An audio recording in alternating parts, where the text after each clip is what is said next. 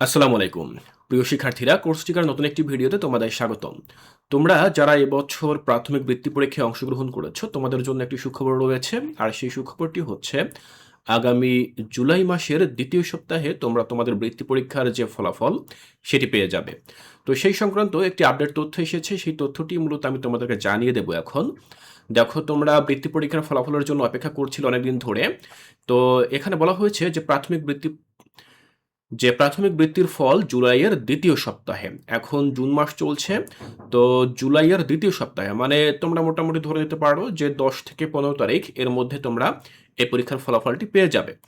সংশ্লিষ্ট কর্মকর্তারা আশা করছেন জুলাইয়ের ২য় সপ্তাহে এই ফল প্রকাশ করা হবে। এরই মধ্যে অধিদপ্তরের আইপিইএমএস সিস্টেমে বা লাইভ সার্ভারে ফল দেখার লিঙ্কও উন্মুক্ত করা হয়েছে। তো এই যে ফলাফলটি তোমরা কিভাবে দেখতে পাবে? তোমরা কিন্তু অনলাইনে দেখতে পাবে। যেভাবে অনেকটা এসএসসি বা এইচএসসি পরীক্ষার ফলাফলগুলো দেওয়া হয় অনলাইনের মাধ্যমে, তোমরা কিন্তু অনলাইনে সেটি দেখতে পারবে। তো এই সংক্রান্ত আরো বিস্তারিত বিভিন্ন তথ্য এখানে দেওয়া হয়েছে। দেখো, বলা হয়েছে স্থগিত থাকা প্রাথমিক বৃত্তি পরীক্ষার ফল প্রস্তুতের কাজ দ্রুত গতিতে এগিয়ে চলছে। সংশ্লিষ্ট কর্মকর্তারা আশা করছেন জুলাইয়ের ২য় সপ্তাহে এ ফল প্রকাশ করা হবে। তোমাদের এই বৃত্তি পরীক্ষাটি কিন্তু অনুষ্ঠিত হওয়ার কথা ছিল ২০২৫ সালের ডিসেম্বরে, কিন্তু বিভিন্ন কারণে সে পরীক্ষাটি অনুষ্ঠিত হয়নি। তো সেই পরীক্ষাটি তোমরা ২০২৬ সালে এসে দিয়েছ। তো এই পরীক্ষারই মূলত ফলাফলটা তোমরা জুলাইয়ের ২য় সপ্তাহে পাবে।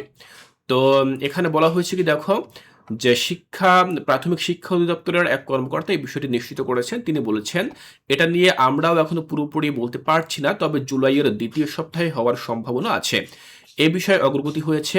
এটা জুলাইয়ের মাঝামাঝি ২য় সপ্তাহে সমূহ সম্ভাবনা আছে। এখনো মন্ত্রণালয়ে যায়নি, মন্ত্রণালয়ে গেলে আর বেশি দেরি হবে না। তাহলে তোমরা এটা মোটামুটি নিশ্চিত থাকো যে জুলাই মাসের ২য় সপ্তাহের মধ্যেই তোমরা ফলাফলটি পেয়ে যাবে। সেটি হতে পারে সর্বোচ্চ ১৫ তারিখ।